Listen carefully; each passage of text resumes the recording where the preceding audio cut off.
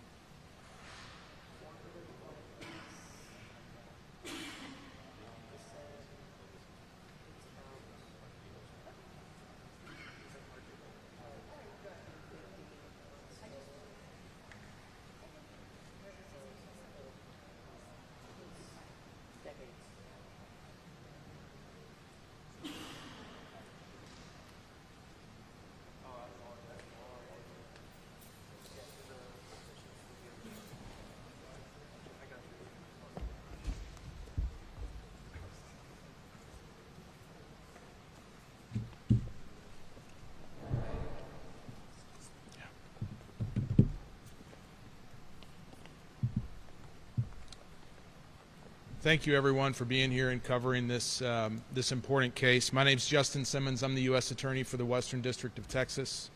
I also want to thank some of the folks behind me today. Eric Fuchs, who's the lead AUSA on this case, prosecuted the case, presented the case at trial. His trial partner, Sarah Spears, who's not here today. Also want to thank Asset Forfeiture AUSA Ray Gattinella, who's also here, for his work in getting the assets, seizing the assets in this case. Other AUSAs that helped out with this case, AUSA Amanda Brown, who helped with the initial response to this case 3 years ago on this day. We also want to thank our legal support staff who did so much to put together all the discovery and all the evidence in this case and make sure it was properly stored and produced to defense counsel, and also thank Joe Cantu and his team in our litigation support section for their work in making sure everything was properly organized and everything was properly marked and presented at trial. This truly was a cooperative effort, and that cooperation required our law enforcement partners who are also represented here today. I'd like to thank all our federal, state, and local law enforcement partners who participated in this case in all their different capacities. Truly was a cooperative effort, and this is what good law enforcement looks like, when you've got multiple agencies coming together, nobody caring who gets the credit, and just getting the job done. And today was not the end of the job. There are other defendants that still have to be sentenced, and at least one that has to be a case that may be tried. But this was a major milestone in this case, with these individuals effectively going away for the rest of their lives. That is justice in this case. And while these sentences were good and right, it is right that these men are taken out of our public lives for the rest of their lives. These sentences will never fill the void experienced by these families. And you could hear that hurt, you could hear that pain in the letters, if you were in the courtroom, in the letters that Mr. Fuchs read. You know, I was sitting there. You think a lot about the victims and their families, but you don't think about all the spin-off consequences that the families experience. Mothers who now have to work a lot more maybe than they used to, so they're not seeing their kids near as much. Family members who experience so much stress at the loss of their loved ones that their own health deteriorated and they subsequently passed away. You just don't think about those things. And so those things are very important for us to remember. And while the sentences today will never completely fill the void that these men carved into the hearts of these victims' families, I hope it at least helps them a little bit with the healing process.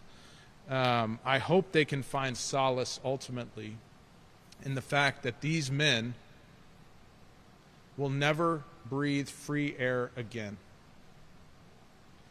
I also want to talk a little bit about the fact that we should make sure that the deaths of these 54 people and the injuries suffered by the other 11 are not in vain.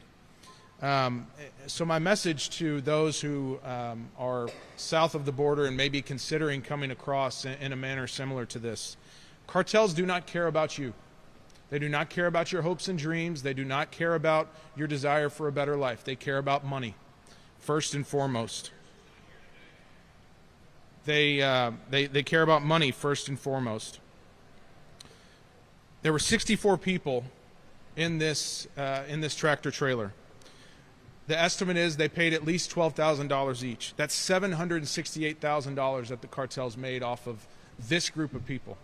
This trip alone, $768,000. They're still enjoying that money over there in Mexico. It's not like they give the money back when you die or when you get picked up by law enforcement. They're still enjoying it. From November of 2021 through June of 2022, it's estimated that this cell moved approximately 1,100 people across the border. At $12,000 apiece, that's over $13 million in revenue to the cartel, just from this cell. The reality is the cartels have made billions of dollars smuggling humans across the border over the last several years. The United States has taken a whole-of-government approach to combating alien smuggling and illegal immigration. And by doing that, by taking this whole-of-government approach, we've effectively shut off a major income stream for the cartels. In addition to that, we've also made it much harder for them to move their drugs across the street because across the border. They use these humans to disguise their drug loads. And because of our work, because of our cooperative efforts, it's much harder for them to move poisons like fentanyl and other drugs across the border. To be clear, our goal as the United States government, the Department of Justice, and the U.S. Attorney's Office is the 100% complete eradication of Mexican drug cartels. That's our mission. That's what we're going to do. But all of this rhetoric doesn't heal the wounds that the victims that are still with us and the victims' families, the families of those who passed away, the wounds that they suffered. So my prayers for them are for fond memories and hopefully some degree of healing, though those wounds will never be completely healed. Please know that the United States government will work to hold everyone responsible for the deaths of these 54 people to account, and we will do everything we can to make sure tragedies like this don't happen again. And with that, I'll turn it over to HSI Special Agent in Charge Craig Larrabee.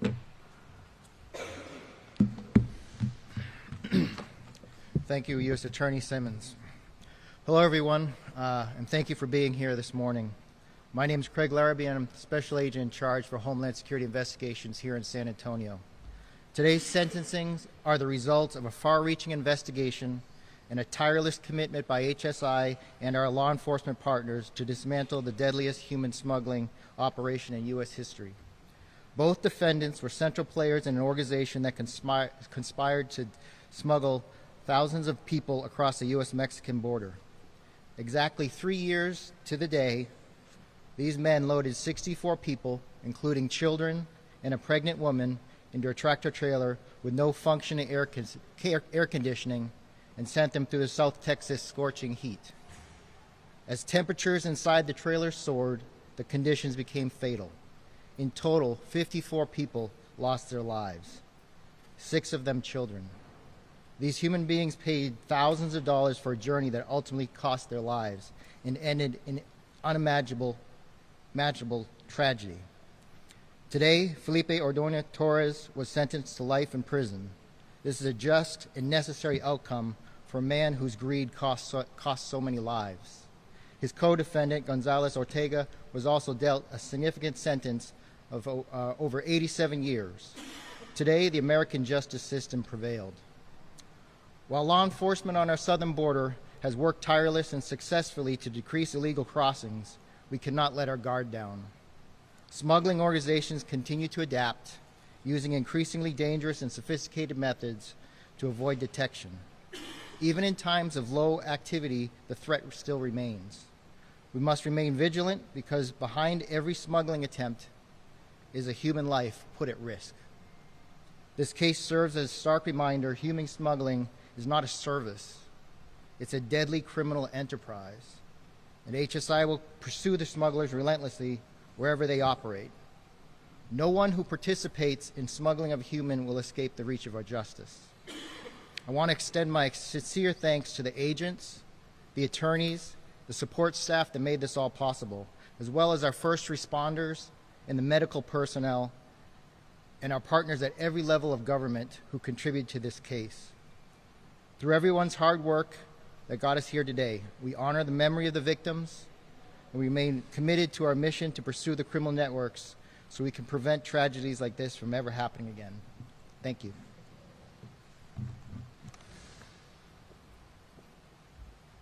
Good morning, ladies and gentlemen. Excuse me. Before I begin, I want to take a moment to congratulate the United States Attorney and the Special Agent in charge for Homeland Security here in San Antonio. It's important for people to understand the outlay of resources and time and effort that goes into something like this. Putting that to one side, any of you who watched the trial and the sentencing would have seen this. The level of professionalism and excellence in the way this trial team presented the facts of this case is significant. It is not easy to do what they did, and it deserves recognition. My name is Ian Hanna. I am one of the associate directors of Joint Task Force Alpha, JTFA. JTFA was created 4 years ago to detect, defeat, and disrupt alien smuggling rings such as these, both in the United States and overseas. The Attorney General has empowered and elevated us, and we now operate directly out of her office. This case is exactly the kind of case that we look forward to partnering on. We look forward to the resolution of the case against the remaining defendants, but especially the case against Mr. Rigoberto Miranda Orozco, who I'll remind you was extradited from Guatemala to face charges on this case. His extradition from Guatemala to the United States and others like that extradition send a message to alien smugglers overseas. That message is this: if you think that you are safe because you find yourself outside of the confines of the United States, you are incorrect. If your crime touches the United States, we are going to reach out and touch you. We will devote whatever resources required to investigate you, to find you, and to prosecute you, either in the country where you are in partnership with our overseas partners, or extradite you to the United States to face justice in an American courtroom. I have some brief remarks in Spanish, and I'm doing those because it's important that this message reaches your audience, both in the United States and overseas. Buenos días de antemano a la familia, los familiares de los fallecidos y aquellos que sobrevivieron la tragedia de este caso, nuestras condolencias. Esperamos que el resultado en este caso sirve para que ustedes pueden seguir su viaje en sanarse de sus heridas corporales, tanto como sus lesiones mentales y emocionales. Mi nombre es Ian Hanna, yo soy el codirector de la Fuerza Tarea Conjunta Alfa. Cadena perpetua. Cadena perpetua y más de 80 años, 87 años en prisión. Con respecto a los dos condenados, en este caso, justicia cumplida. Tenemos dos mensajes respecto a este caso. Primero, al migrante. Esta tragedia es un ejemplo de las horribles consecuencias que pueden suceder cuando confías a esta gente. ¿Y a quién me refiero cuando hablo de esta gente? Me refiero a los coyotes, a los polleros, a los líderes de las organizaciones transnacionales que se dedican a hacer rendir ganancias de su sufrimiento. Estas redes no les están ayudando. En realidad es totalmente al contrario, se están aprovechando de ustedes.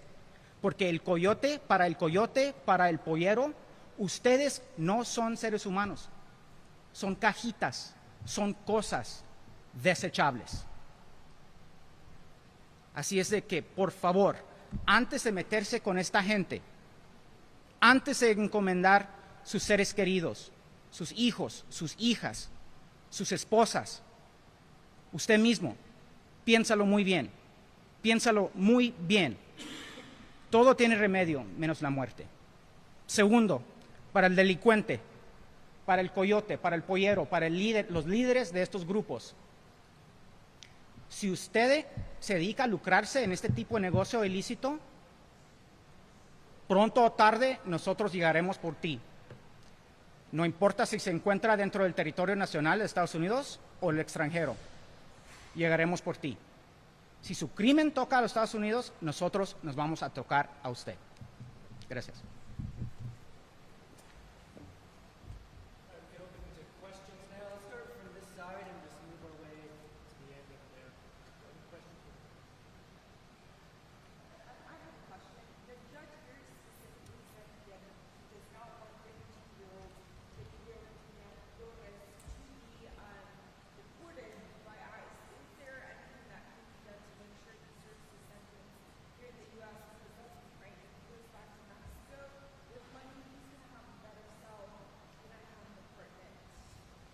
No, that's an excellent point. We know the Mexican prison system is quite a bit more luxurious than what we have here in the United States. So that is definitely something we're going to make sure happens. We'll have communication between BOP and DHS to make sure that doesn't slip through the cracks and make sure he serves all his time here in the United States.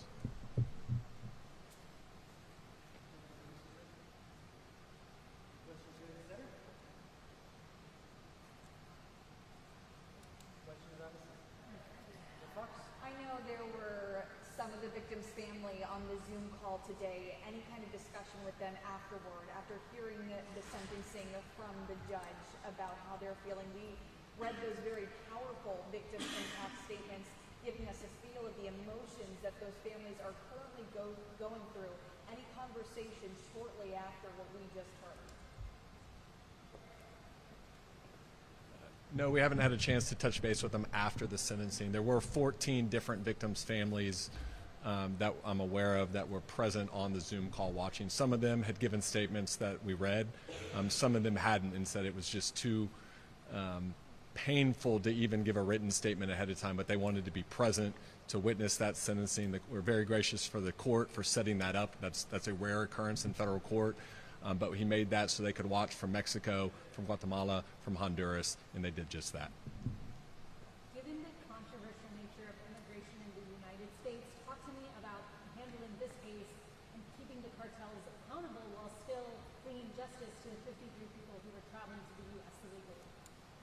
Well, I mean, I think that's exactly what we did. I mean, you hold the cartels accountable by making sure the guys who facilitate the movement of people here in this way go to prison for a long, long time. These guys will spend the rest of their life in prison. So that's what we're doing. And the message is also do not come to the United States illegally.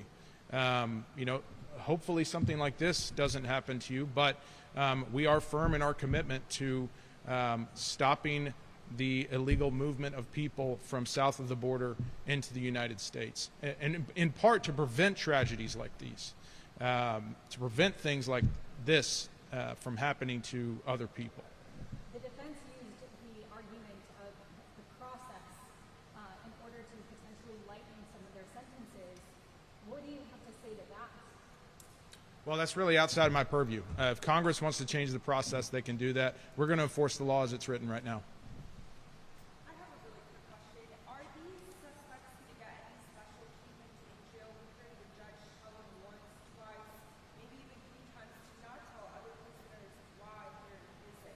So are they going to be secluded from the other population to make sure they're safe? That's not really in our purview. That would be a BOP decision based on their circumstances and what's going on at whatever facility they end up at. Elizabeth Zavala, San Antonio Express News. You mentioned Orozco, who was arrested and announced in the press, in the news release that followed the conviction of these 2 men before. Could you remind us who all is still involved in the system and who is going to be going to trial next? I'll ask Mr. Fuchs if he would address that. Mr. Miranda Orozco is the only one still pending trial that's unresolved. He just got here from the United States, I think it was back in March, or from Guatemala back in March, and so we're working through the discovery process and having conversations with his attorney to feel how that case develops.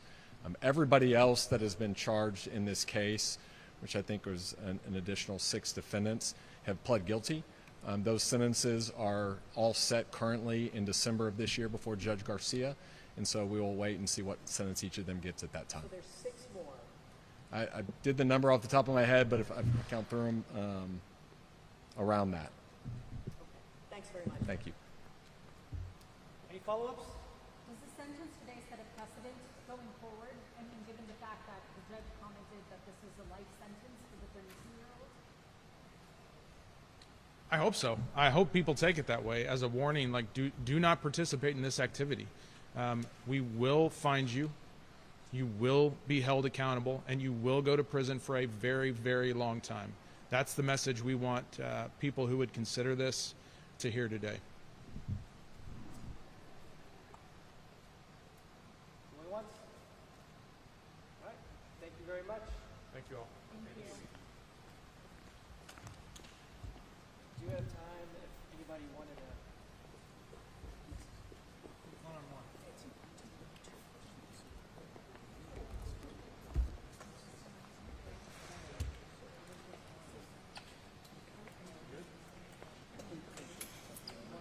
Okay.